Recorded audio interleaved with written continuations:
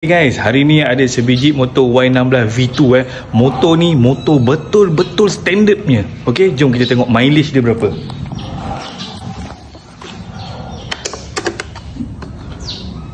Mileage dia baru 1351 guys. Okey, so barang yang dia nak masukkan pada motor dia ni macam biasa guys. Alright.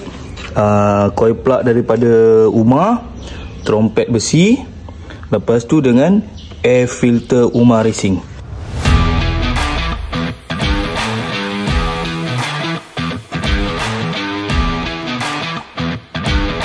Okey guys, jom layan pemasangan.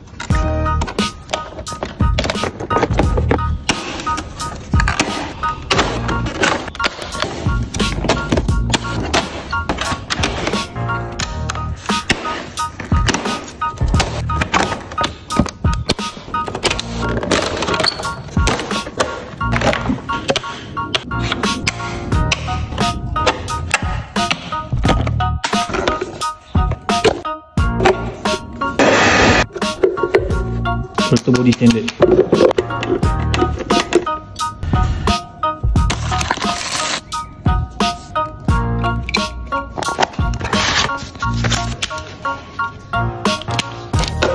Okey guys, alhamdulillah dah siap pun pasang 3 barang dekat motor standard kilang. Okey, jom kita start. Bismillahirrahmanirrahim.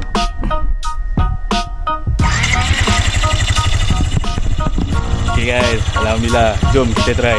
Motor baru keluar kedai guys. Mileage baru 1300 sahaja. Terus pasang 3 barang. Okey, sekarang saya nak try motor ni. Okey, kita kena try dulu sebelum pulangkan dekat owner. Bismillahirrahmanirrahim.